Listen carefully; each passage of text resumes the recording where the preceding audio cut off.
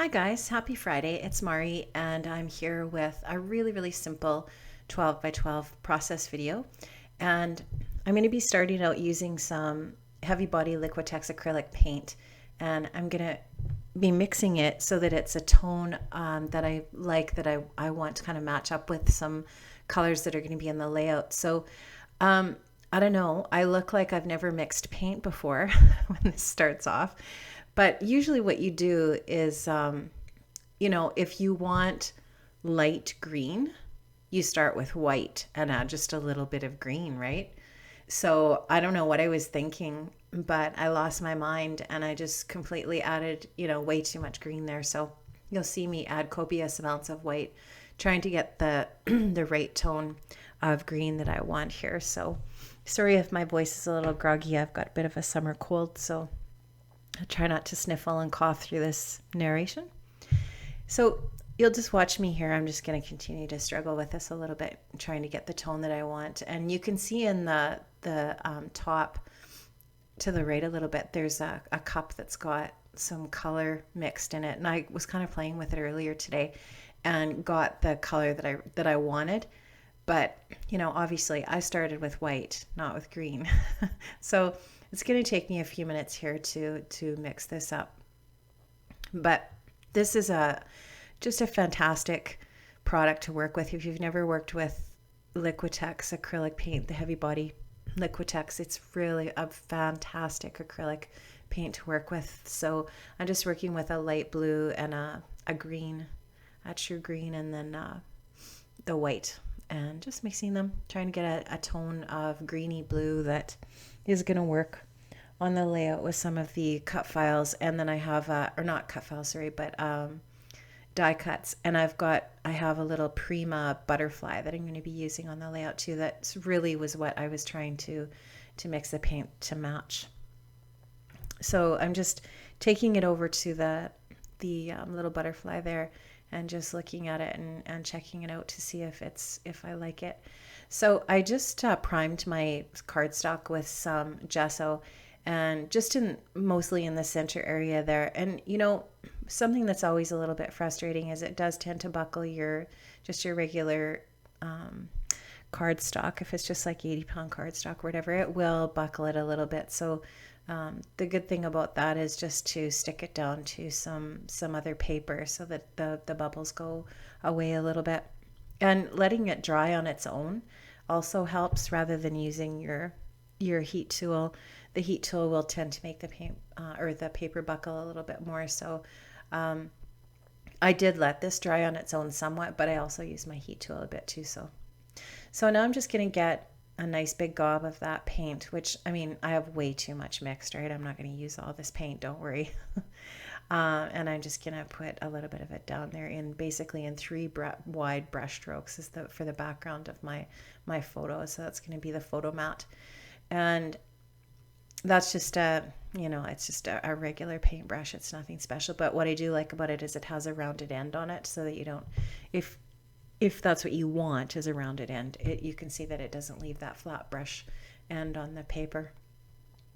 So I just let that dry, and you can see that I use this Jen Hadfield, I think it is, homemade collection paper. And I used, the reason why I bought this because I really like the colors in it, but I also really like the fact that there was a whole bunch of black and white, and I wanted to use black and white as the border around this. So I chose that paper that has the love script on it, which I really liked. And I just stuck my cardstock down to that. So now you can see that I'm going to be using a black and white photo of my daughter, and I'm just going to use that paint as the mat. I'm not going to use any photo layer or paper layers. I'm not going to use any patterned paper at all on this layout, other than the frame that's behind the white cardstock. So I'm just going to take some black color shine and some gold color shine here. I'm going to add a few splatters on there. And that's, there's not going to be any mixed media on here other than just that little bit of acrylic paint. This is a really simple layout. It didn't take me long to do it.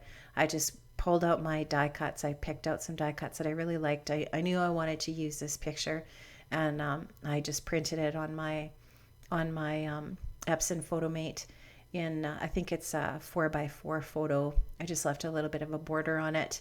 And yeah, it didn't take me long to put this together at all. It was really simple, really, really basic. So if you're looking for a way to, add a little bit of pizzazz to your background, and you don't want to do a bunch of layering with your pattern paper, just a few swipes of paint doesn't take long. And that paint is it's pretty fast drying, so it doesn't take long for you to just let that dry a little bit. You can see that my paper is still bubbled a little bit, and when the layout's all finished, I will off camera take it and flip it over and flatten it out a little bit just before I add every single little piece of embellishment there. I'll just try to flatten it out a little bit, and it's going to have a few bubbles in it regardless, but once it's in the album, it'll be fine. It'll be okay. So there's that picture. I am going to use some photo corners. I just put on the top photo corners to begin with here, just to get them into place. I think I get them on there crooked and have to adjust them a little bit here, but it's not a big deal, I guess. They end up being on there straight in the end. So just like the way the photo corners finish the picture off. I don't use them very often, but every once in a while, and especially with a picture like this, it's actually a photo that was taken by a photographer, so it's more of a little more of a formal photograph, I guess. But yeah, I just like how those corners just finish it off nicely. So I'm just gonna get those on there, and then I'm gonna start adding my die cuts. Now this is a cut file that I cut on this from the Silhouette Studio that I just purchased on there, and it's just some really pretty little delicate flowers. And Bailey's, the background of the photo that she's in there, she's actually against a lilac bush, so it's flowers behind her. So I just thought it would be appropriate to use some floral embellishments for this layout. And all of the die cuts that I'm going to be using are from the Maggie Holmes confetti collection. Pardon me. Oh, sorry about that. And I'm just going to stick those down. And I just really love the combination of the pink and green. I think it's really nice and summery, and just looks nice with that black and white photograph, I think. And I'm just going to use a variety of different adhesives here, just because some of these pieces are vellum. And so you just have to be careful with the adhesive that you're using there. And then I actually ended up sticking this vellum piece down to that cardstock die cut there, which helps a little bit. But I always find acetate a little bit tough to stick down. But I think I ended up using glue dots on here quite a few times, just because I find that glue dots pretty much stick to anything. So they're good. That little Prima butterfly, I think, is from the Bedtime Stories collection. And I really loved it. I just thought it was so pretty, and I just felt like it added just a really nice little touch to this layout. And I think it kind of addresses a little bit to the the journaling that I use, which are the lyrics to a song. And thanks to Susie Fishburne for putting that link to the song on her Facebook page, because that was the inspiration that I had for this layout today.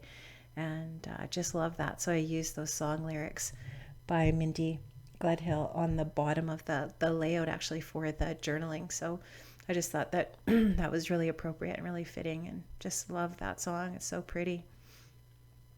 So I'm just using little bits and pieces of black and white just to pop, so that they just pop off of there a little bit. And then that goes nicely with that black and white paper that forms the frame. So I'm going to use the cut file at the top and bottom. Now those cut files I ended up cutting out of Strathmore mixed media paper, and when I'm cutting a file that's really delicate like that, I always cut it out of a heavier paper. Otherwise, I just find that it just falls apart when I try to take it off of my mat.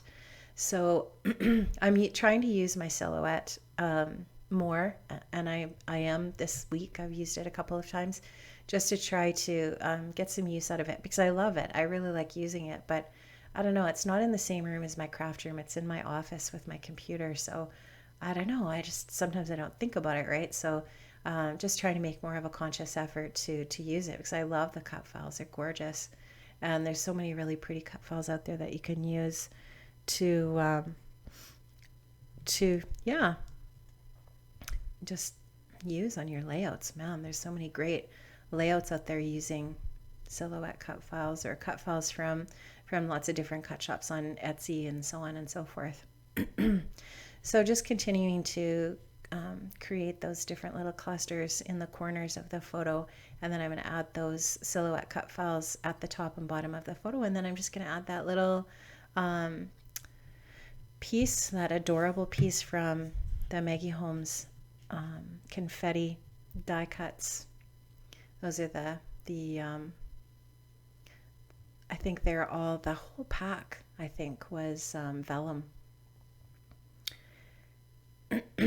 Just gluing that down there with a little bit of 3M glue, and I'm almost done. Wow, that was fast.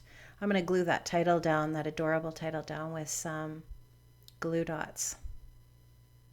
Pretty quick here.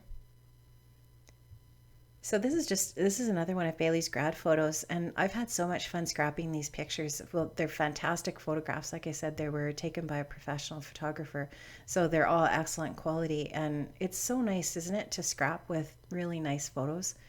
And obviously you don't have to be a professional to capture some really great shots, and sometimes it's just a matter of being in the right place at the right time. But also it can be important to have a really nice camera too. And I have a Rebel. I've got a Canon Rebel, and it does take really great shots, but I'm probably not the greatest photographer in the world. So I just really appreciate these photographs that we had taken for her grad. I think they're really nice, and of course they just pop off of a layout like this. So I think this turned out nice. So I'm just going to stick that adorable down there, and I actually end up journaling off the camera. So if you look at the still shots, you can see the journaling that I added. I'll add the still shots to the beginning and the end of the video so that you can take a look at how the journaling just adds that little finishing touch.